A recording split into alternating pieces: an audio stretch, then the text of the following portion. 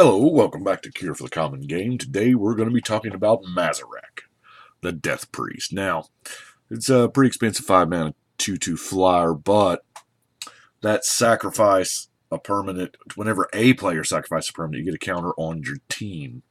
Now, this is a beautiful, beautiful thing, especially if you can abuse the word sacrifice. Now, that's exactly what I did. I just latched on to that word and went with it.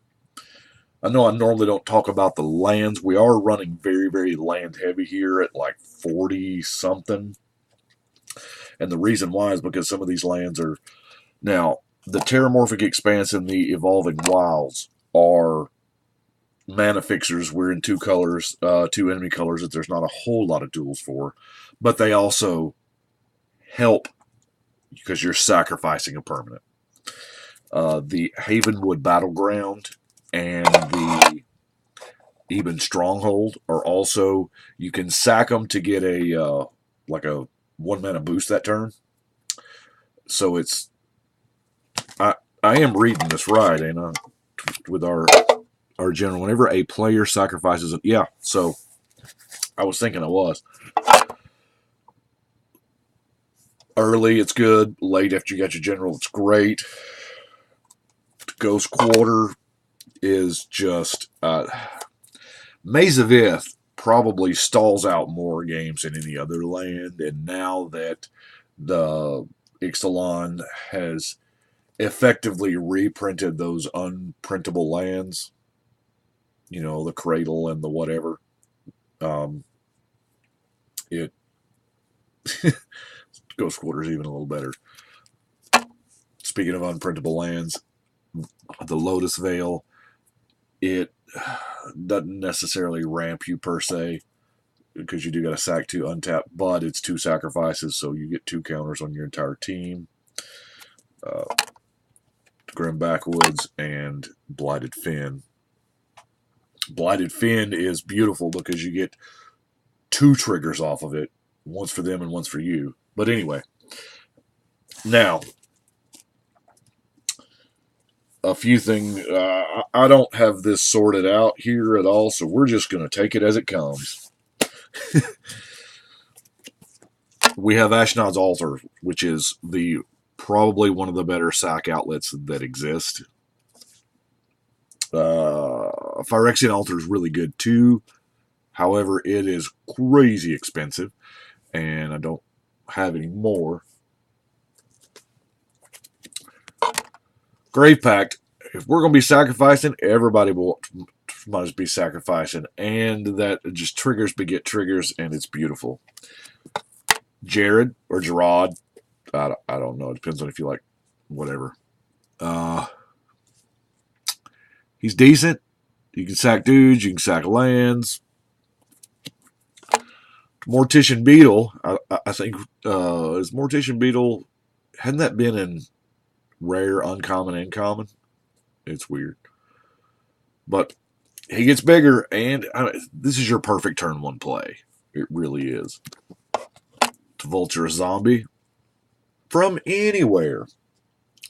Vulture Zombie also benefits if there's a mill deck at the table.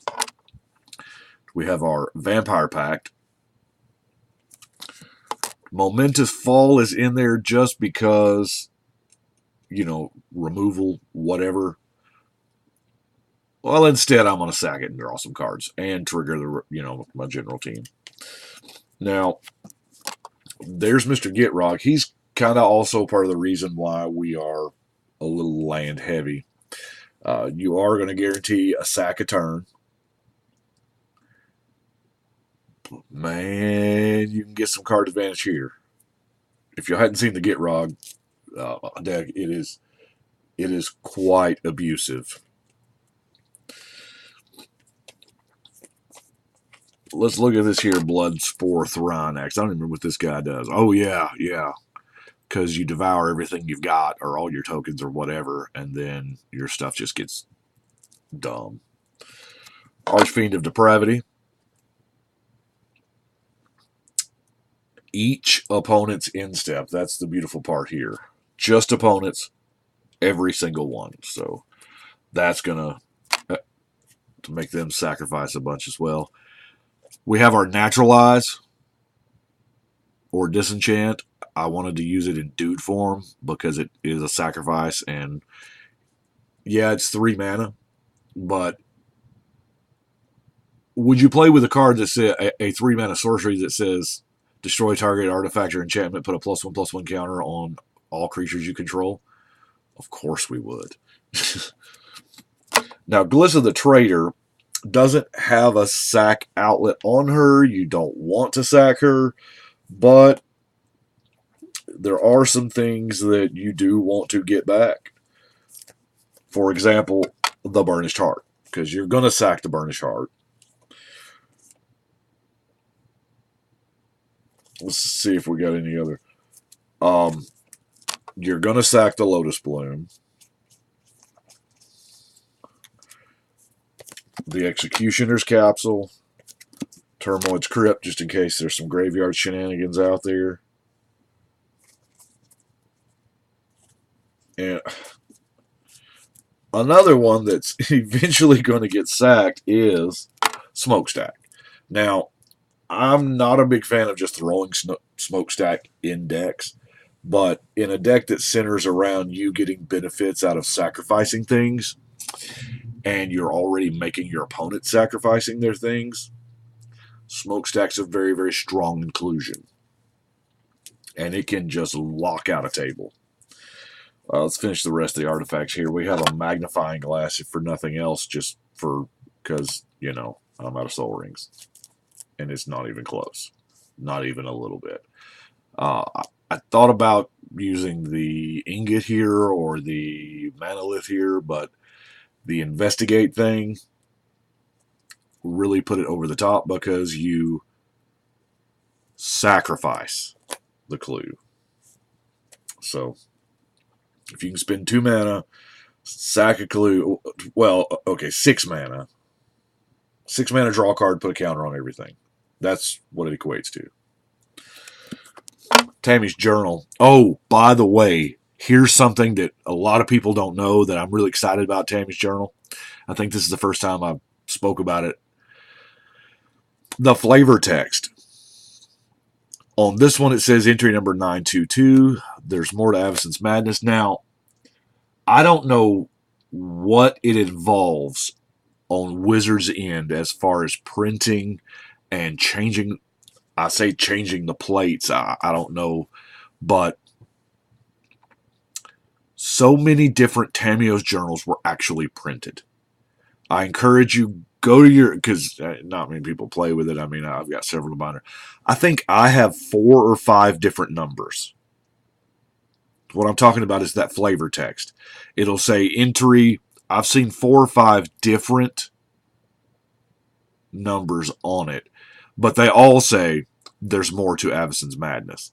So it's like every entry in Tammy's journal says the exact same thing. Or maybe not every. Maybe when Tammy wrote it, she just wrote that line a whole bunch of times.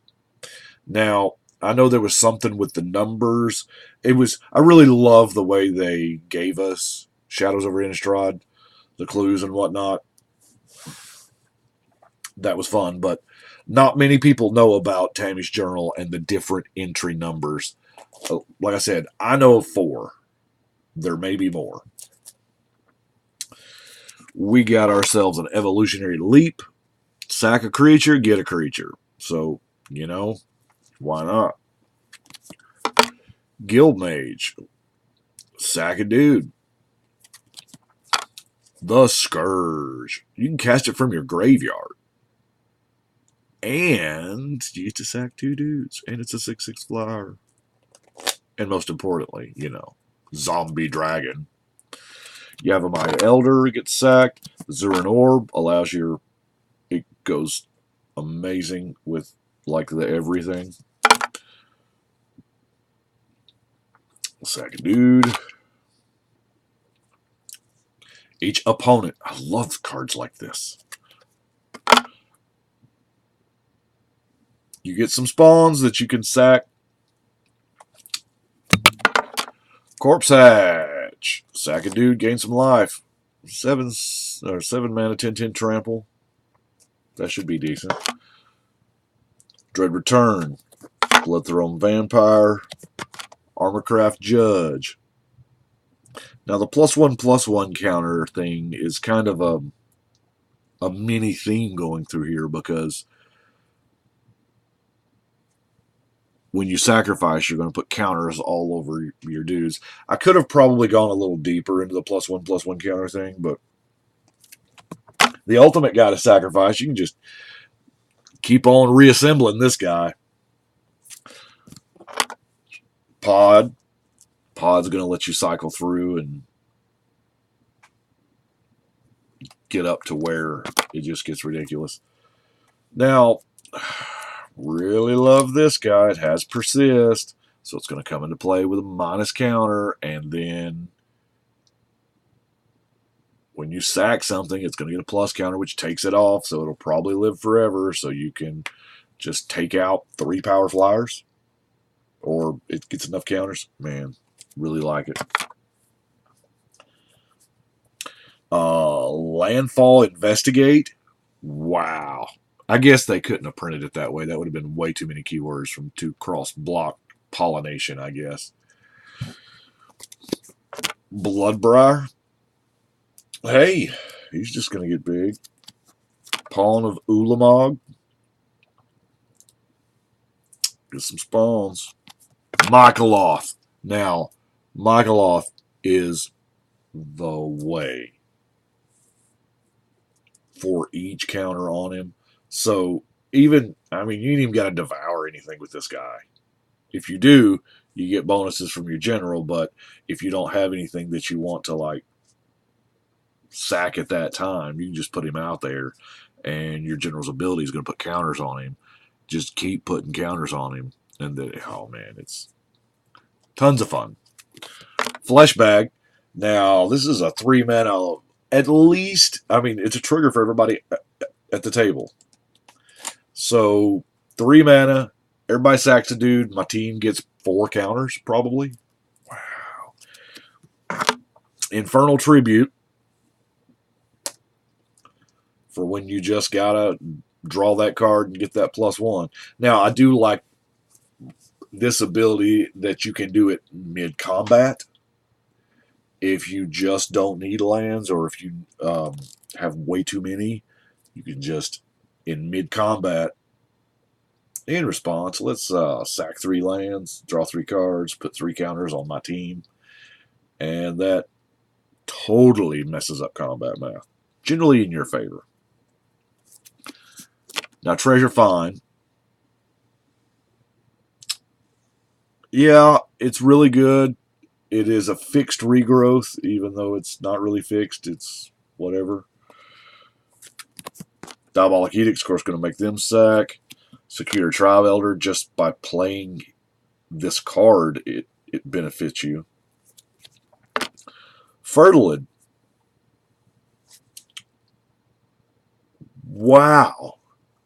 You want to talk about wow. Okay, so it's a repeatable rampant growth. That's all it is. Because you're going to keep putting counters on it. You're going to keep... repeatable giant growths are amazing. Blood Artist. Here you go. It's an actual way to start winning. Sometimes I forget these things. Forgotten Ancient. Really good. Because he gets the counters and he spreads the counters. Splendid Reclamation is kind of, you know, more get roggish, or to go with all those lands that I showed you that sacrifice. Gaia's Blessing. If you do happen to love Gaia's Blessing, this was amazing back in the old Oath days, but Capital Punishment. Sack a dude or discard a card. Now, obviously, by the time you get to 6 mana, they're going to know what you're up to, but there's no downside here for you. There's no downside whatsoever. They're either killing something or they're discarding something. Either way, they have access to fewer resources than they had before. We have Awakening Zone. Rise of Eldrazi. It generates Eldrazi spawn every turn, so you can sack it for a colorless. Animation module. Whenever one or more counters, you get servos. So now it's just so, it's so good. See if we can clean it up. There we go. I have Savra.